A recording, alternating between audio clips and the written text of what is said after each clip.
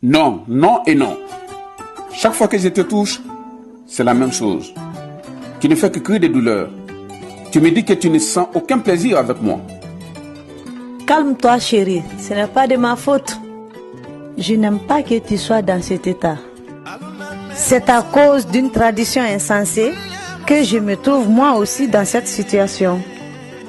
Quelle tradition insensée? Dis-moi, tu veux parler de quoi? Vas-y, parle. L'excision. J'ai été excisée.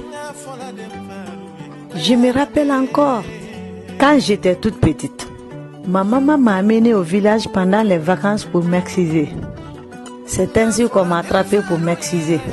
J'ai crié de toutes mes forces et je me suis débattue en vain. Laisse-moi, maman, je ne veux pas.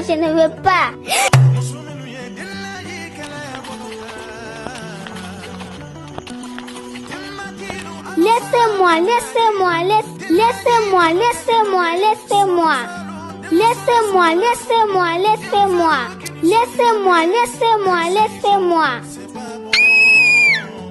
On m'a excisée. J'ai beaucoup saigné.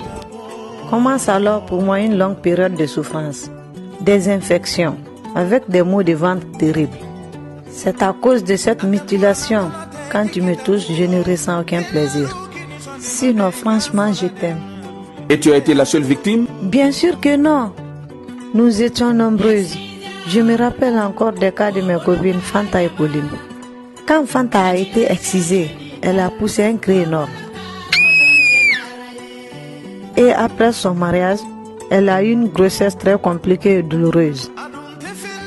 Finalement, elle est décédée lors de l'accouchement. Quant à Pauline, elle a été excisée avec un autre groupe. Le couteau d'excision était infecté. Elle a eu le sida.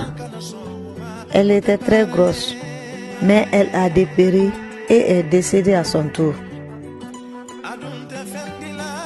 C'est pas la peine. Ça, c'est un crime. Elles ont détruit ma vie.